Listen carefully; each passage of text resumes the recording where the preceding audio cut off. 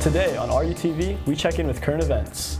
Then, we get an update about the upcoming events in visual and performing arts. We also get a special spotlight on Redondo's ROTC program. Next, we head over to Isla and Coven with sports. And finally, we take a look at Redondo's peer review program, Are You Connected? So don't look away because it all starts right now on RUTV.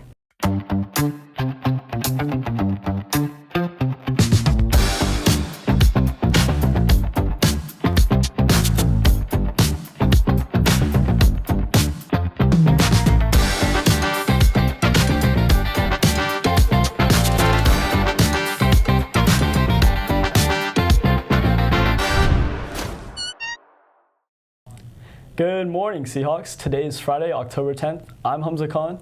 And I'm Reese Cowan. Can you believe we're only 1 week away from homecoming? Wow, that must mean that Homecoming Spirit Week starts soon. That's right. Spirit Week begins Monday and runs through Friday, ending with our homecoming game and dance. Make sure to check out each day's theme so you can show your school spirit. I can't wait to see what everyone comes up with. Now to kick off this week's broadcast, let's head over to Ryan with current events.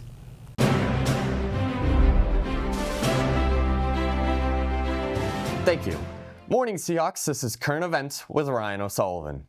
We start with the government shutdown after the Republican and Democratic leadership failed to deliver on a budget for the new fiscal year. Attempts at reopening the government have been made, but progress is at a crawl, and leaders on both sides are blaming each other for refusing to cooperate. The main subject of debate is cuts to Medicaid, as it puts Americans at risk of losing financial support during their most vulnerable times. As a result of the lack of negotiation, the government has come to a complete standstill, with many non-essential operations ceasing immediately. National parks have been closed, TSA agents forced to work without pay, and air traffic control at Burbank Airport left completely empty. Tuesday marked the 2-year anniversary of the October 7th attack, rocking the Middle Eastern world and nations across the globe. Since the attack, war has been waged between Israel and Hamas in Gaza. Estimates vary, but the total casualties sum up to around 70,000 dead, with 80% believed to be civilians.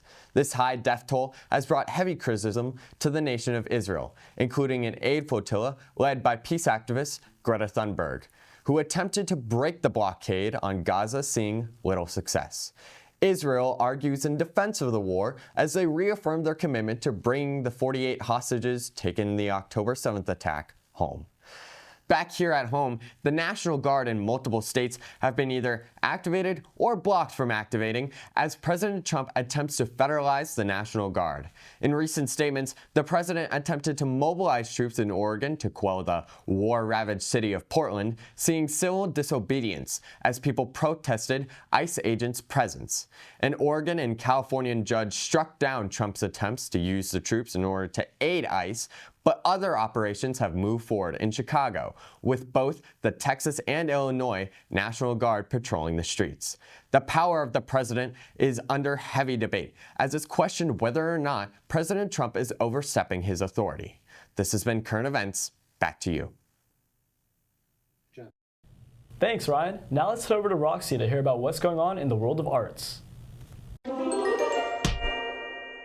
Hey Seahawks, welcome back to VAPA. Congratulations to Urinetown on a fantastic opening night. If you missed it, you can still catch it tonight and Saturday at 7 p.m. and Sunday at 2 p.m.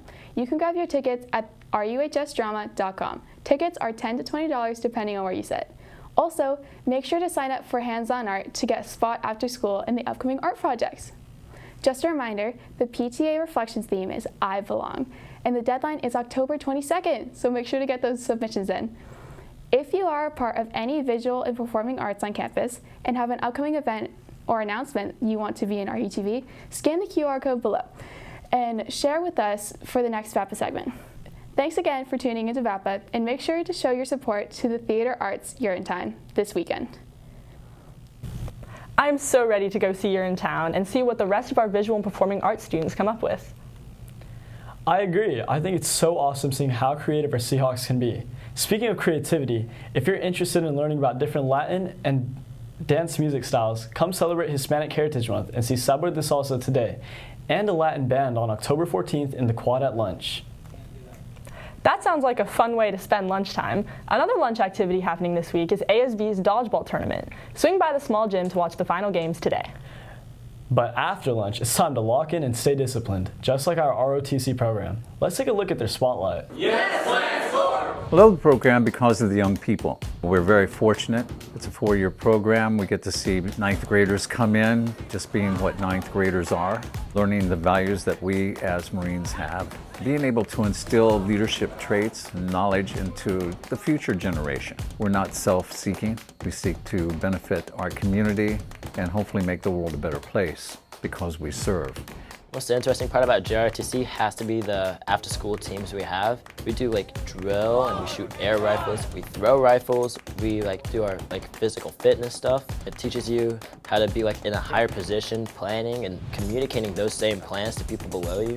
Develop leadership, confidence, and discipline while learning skills that will make you stand out. Stay active, motivated, and well prepared. Enroll in Marine Corps JROTC next semester.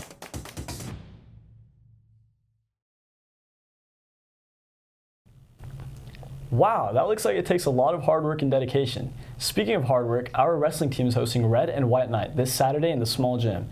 Make sure to come by, watch some of our matches, and show your support. Exactly. It's always inspiring to see our Seahawks working hard. Like the ROTC program, our athletes have also been working hard. Let's head over to Isla and Coven for an update on sports.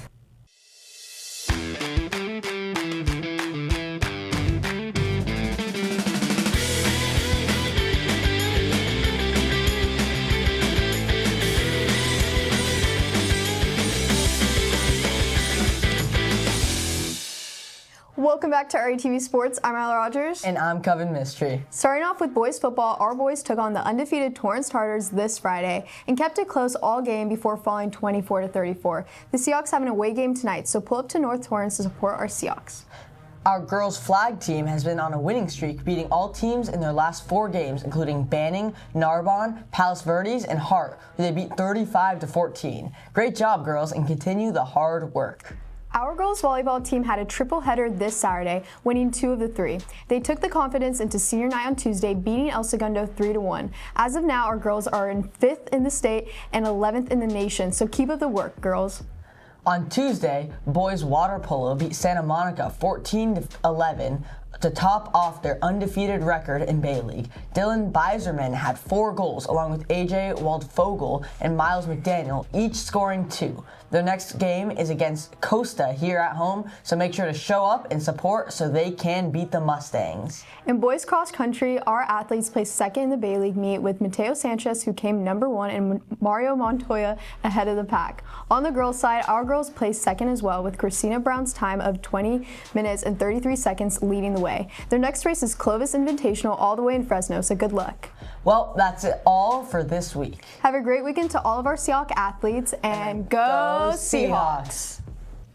Thanks, guys. It's great to hear about all the accomplishments our student athletes have made the past week. But there is still something else I'm really looking forward to, the Skechers Friendship Walk, and it's coming soon. The walk will take place on October 19th, and make it all a little more fun, the class grade with the most participation will be given In-N-Out gift cards for the students that have signed up. So don't miss out and come support at this year's Skechers Walk. You know, Reese, all this talk about sports and walking is making me hungry. Good thing next week on October 15th is the Cafeteria's Food Show, where students can come and test different school lunch options. Make sure to head over to the cafeteria next week to check it out. Well, now let's take a look at Are You Connected to get insight on how to decide what classes to take.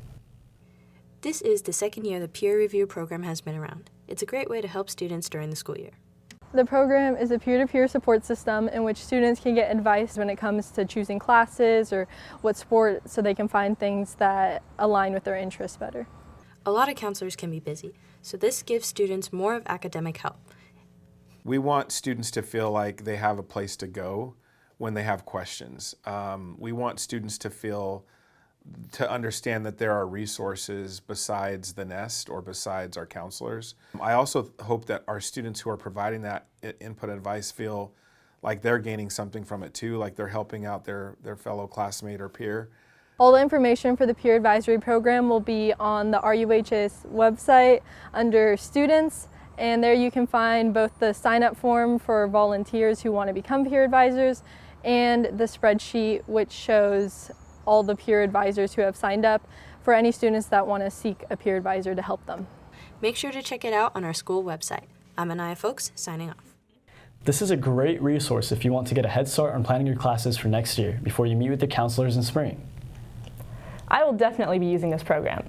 And that's all for this week. We hope you all have a safe and fun weekend, and remember to Keep on soaring, Seahawks!